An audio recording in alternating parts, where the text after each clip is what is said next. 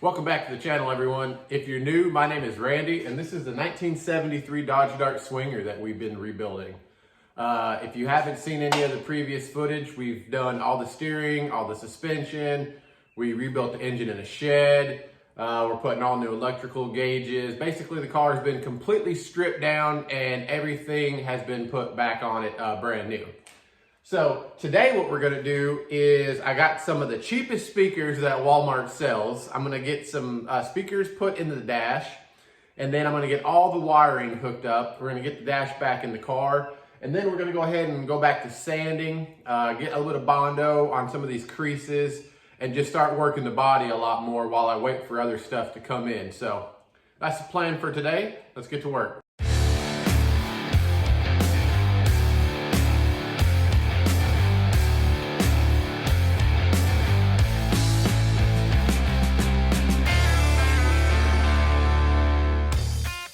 So since I don't have any climate control system because I took all that nonsense out, I started thinking and I thought, man, you know, this one right here, it's got a broke fin, or actually it's over here. Oh, and this one too. Well, anyways, both of these are broken. So I thought, man, that's a great place to put the front speakers. So I'm gonna get these plates taken out there, and then we might have to widen the hole a little bit, but then we're gonna go ahead and drop down just a 4-inch speaker here and a 4-inch speaker right there.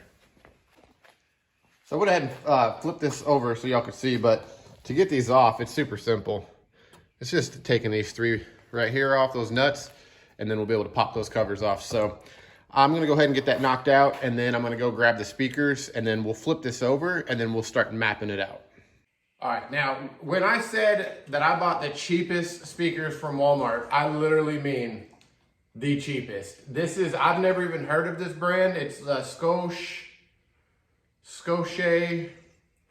They're probably only gonna work for like one day. They're like 20 bucks for these 4-inch speakers. But what we're gonna do, I also got some of their 5x8s for the rear. But the goal is to find a way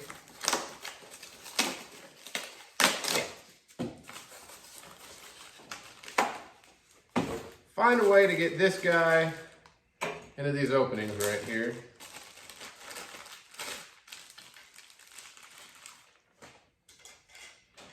That's actually not too bad.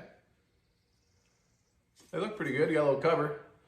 So anyways, let me bring y'all in here. It's going to be pretty close, but as you can see, we're only going to have to widen this up like, I think, a tiny bit just on the sides here. And then this should drop down, and it's about the same, you know, same width. So we'll get to cutting. We'll get these to fit, get these covers on. We'll see how it looks.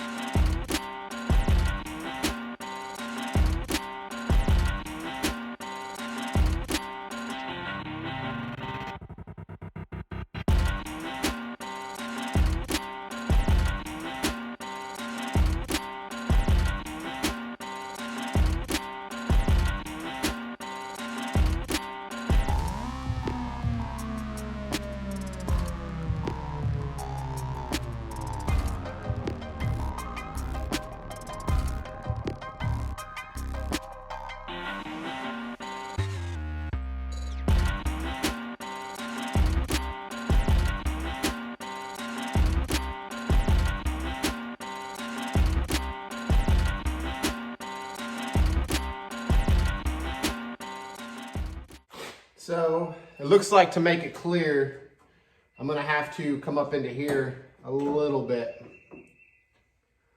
which that kind of sucks, but you know, it is what it is, right? So let me cut just a little bit more out from up top here. And then once they're fitting good, I'll turn the camera back on. There you have it, guys. Let me bring you in so you can kind of see a little bit better, but they look pretty good. I mean, I don't have a clue as to how good they're gonna sound. Probably, I mean, like a Coyote and a trash compactor, because speakers this cheap, it's bound to go wrong. But they're in, and it'll let me get everything hooked up. And honestly, if they work for a while, great. If they blow after a couple months, I've already got everything set up so I can just pop some, you know, nice Pioneers or something better in. But, you know, for mocking up purposes, testing, wiring, getting everything, you know, figured out, I'm pretty happy with it. So what I'm gonna do next is start getting all of the wiring kind of prepped and laid out. We'll put this into the car and we'll start getting everything hooked up, because I'm not gonna get the back speakers in. I still gotta make a package tray or buy one, but I can at least hook my phone up to, you know, Bluetooth it and make sure that these front ones are working. So that's pretty exciting. So let's get to work. All right, figuring out all this wiring, that was about as difficult as Chinese arithmetic, but let me cut you in here so you can kind of see what I did. And then we're gonna go ahead and get this in the car and see if it works. So let me just kind of lay out what I got for you. I got a couple grounds over here, and that's for goes to my tack. So those are long, so I can cut those to fit. Ran everything up, zip tied everything real nice. This is the key power to my radio. These I'm not hooking up yet because I'm not putting the rear speakers in, but these are just for the rear speakers. This is the wire that goes to the battery. I got my gauges down there. I got basically all my wires are ran, as you can see. And I just kind of tried to zip tie everything up real nice, tuck everything, grouped everything up where it could be. The one thing I could have done better was like if I've got some heat shrink and kind of protected those connectors everywhere, but I forgot to. So now I got to run these two batteries to the wire. That's another ground. Yeah. So this was like 3 hours of work. One thing I just did that I probably should have told y'all, but right here, this one, it's seized up real bad. And I probably could have taken it off and soaked it and, you know, put this part right here in the vise and got this to break free. But I went ahead and just contacted my buddy Joe over at Just Mopar Joe. If you haven't been to his channel, check him out.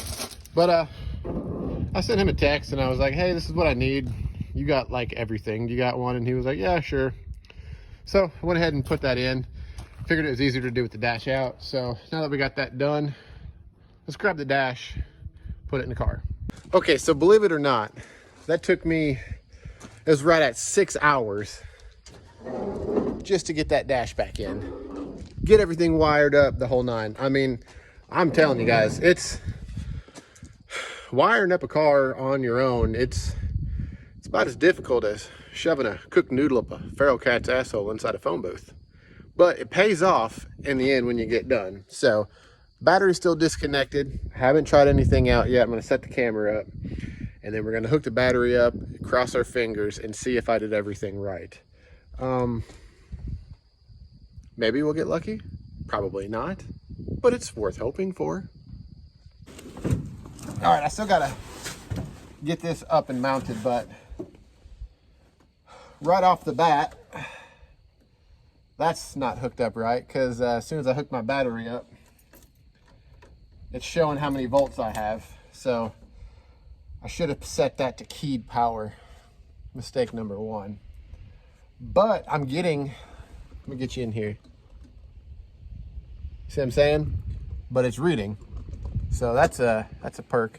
Also, I'm probably not going to get to do any sanding on the car today because them rain clouds are coming in fast. So I'm gonna have to address that too. Anyways, this is getting long. So no smoke, no fire. Let's see what happens when we turn the key forward.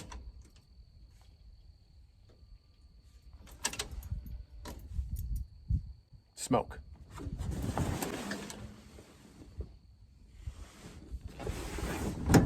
Great. Something's not hooked up right. Well guys, all it ended up being my ground back there, the metal just wasn't clean enough. So fans are working. When I roll my key forward, my voltmeter down here for my charger works. Speedometer isn't up and running yet. That's a little concerning.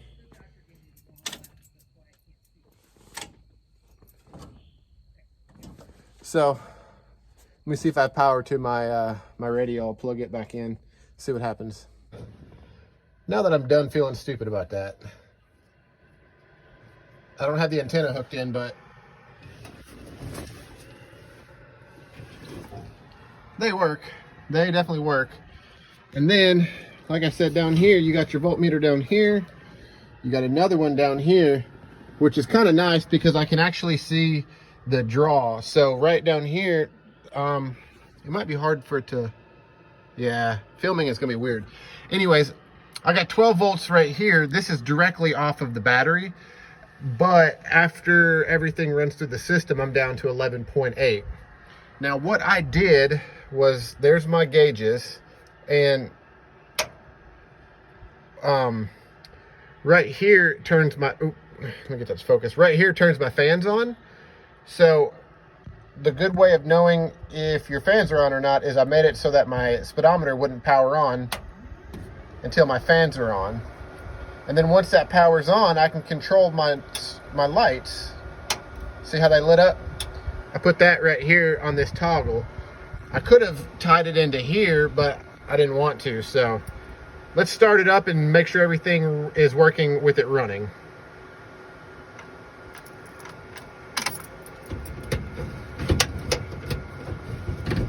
I forgot. Had to slide this back to get some room up underneath there. Now let's see if it starts.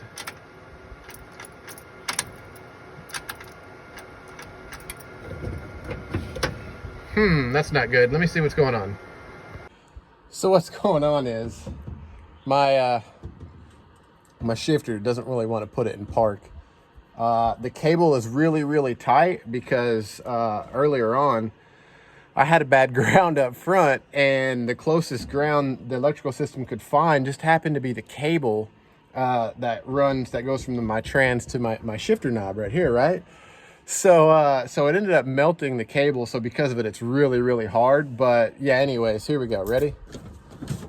Give her a couple pumps. Starts right off. So anyways,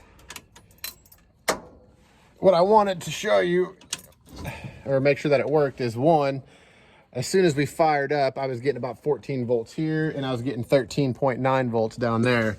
So that's really exciting. So it's just a good way of knowing that your charging system is working and seeing exactly what it's working at, unlike the old style gauges. So now the only thing is, I don't have my fuel tank hooked up yet. I just have power going to the gauge. So it's pegged out, showing full. So when I run the wire from the sending unit back to the float back there, that will correct itself. So I got a working speedometer. I got to hook my tack up, and that'll work. I got that green wire, and all my gauges are working. Only had one little snafu with that bad ground, and because of it, I lost the my lights. The wires melted. So I can just run up to the parts store, get the bulb with the two wires, wire those in right quick, and it'll be fine.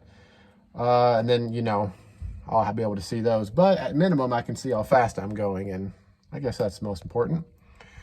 So let me get the tag hooked up and then get everything cleaned up. And that's probably going to be all I get done today, because it's too late in the day to do any sanding and priming. So maybe I'll see if I can get into something. I don't know. Let me get this done. So I'm sitting here letting the car run, and then all of a sudden, some more smoke. And I was like, what in the world? So I pulled all this out, and one of the connections was loose. So that'll do it. So I hooked everything back up, got it tightened up, tested it out, no more smoking. So I'm gonna start this thing up, keep an eye on it for a little while, and then probably putz around the yard, call it a day, because that was another hour of my life wasted. Well, rain's coming in, so That's all we're gonna get done today. I fired it up, let it run. We sat there for probably, I don't know, 5-10 minutes or so listening to the new speakers. I gotta tell you, for 20 bucks each, I mean, even my buddy Jeff was like, those don't sound bad at all. So, you know, if you gotta get some cheap speakers for something, you know, for your car or whatever, as long as you don't need like marine grade, guys, for 20 bucks, man, you can't beat those. So I'm excited to see what it sounds like with the windshield and the back glass in, back speakers, and also that exhaust just dumps right underneath your ass. So once we redirect it, I think it'll quiet it down in the cab, and we'll see what it sounds like. So we'll go ahead and park that, get all this footage edited and hopefully uploaded today. So if you made it all the way through, I appreciate you watching. If you haven't, hit that subscribe button. I need them. Y'all have a good week. See you next time.